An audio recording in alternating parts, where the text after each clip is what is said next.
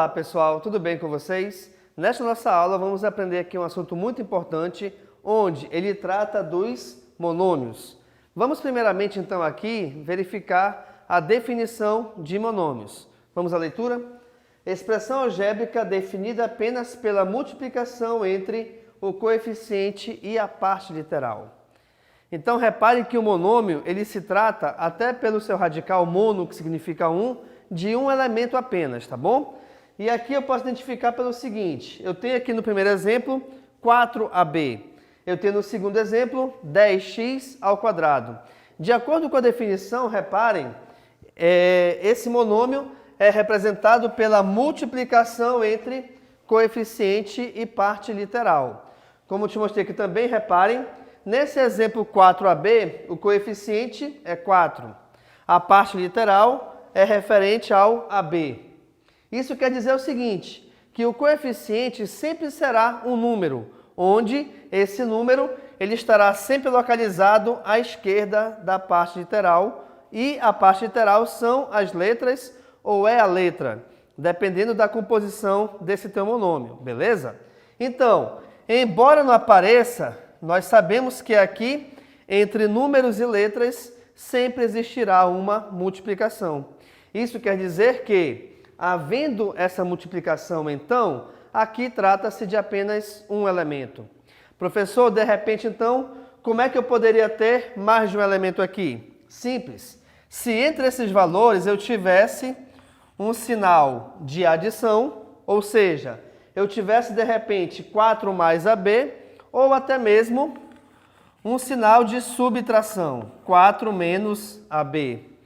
E também seria, se de repente, esse sinal de adição ou sinal de subtração também separassem as letras. Por exemplo, assim, eu poderia ter 4A mais B ou 4A menos B, beleza? Então, reparem que, na verdade, a quantidade de elementos dessa expressão algébrica, ela sempre será definida pelo teu sinal de adição ou pelo teu sinal de subtração. Sendo assim, se eu tenho 4 mais AB, esse valor 4 que vem antes do sinal é um elemento. Esse valor AB que vem após o sinal é outro elemento. Então aqui seria um binômio, tá certo? Que é uma expressão algébrica formada por dois monômios. Então quando você tem esses elementos separados pelo sinal de adição ou de subtração, cada elemento desse é considerado um monômio, tá bom? Então aqui são dois monômios, aqui também são dois monômios, assim como esse outro exemplo também nos representam dois monômios. Juntando dois monômios, a gente vai chamá-los de binômio, bi de 2. Bacana? Nesse outro exemplo, repare, eu tenho 10x elevado ao quadrado. Como eu lhes falei, nesse exemplo, o nosso coeficiente é igual a 10, que é o valor numérico que ficará sempre à esquerda da parte literal. E, nesse exemplo também, a parte literal equivale a x elevado ao quadrado. O que a gente consegue identificar aqui também é o seguinte, independente de essa letra possuir algum expoente ou não, não deixará de ser parte literal, beleza?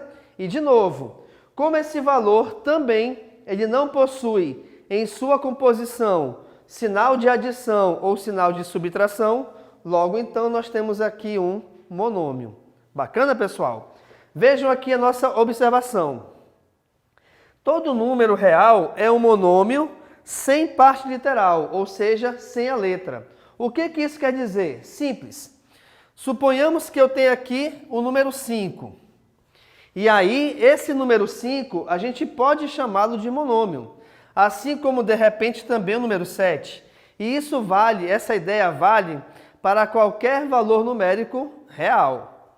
Sendo real, ele pode ser também negativo. Agora, quando é que esse número ele aparecerá sozinho? Ou seja, quando é que esse número ele não terá a parte literal?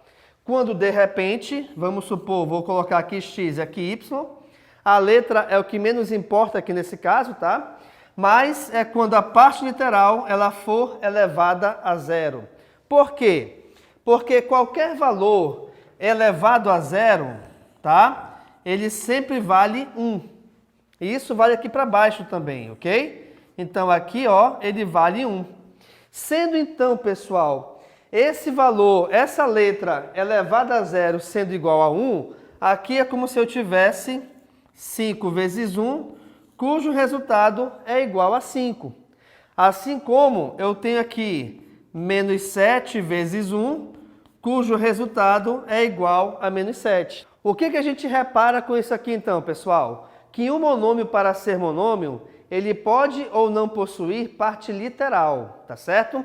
Isso quer dizer que um número sozinho, ou seja, somente o coeficiente, me garante então que esse número é um monômio. Assim como também se eu tenho a parte literal juntamente da letra, também me garante que aí nós temos um monômio.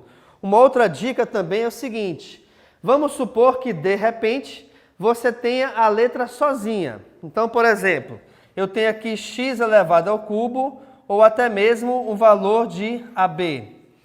Reparem que a olho nu a gente não consegue enxergar nenhum coeficiente, mas, embora não apareça, é importante que você saiba que esse coeficiente é igual a 1 em cada uma dessas situações. O que eu estou te mostrando com isso? Estou te mostrando que em um monômio, quando você tem o coeficiente igual a 1, não há a necessidade dele ser escrito juntamente da letra. Beleza?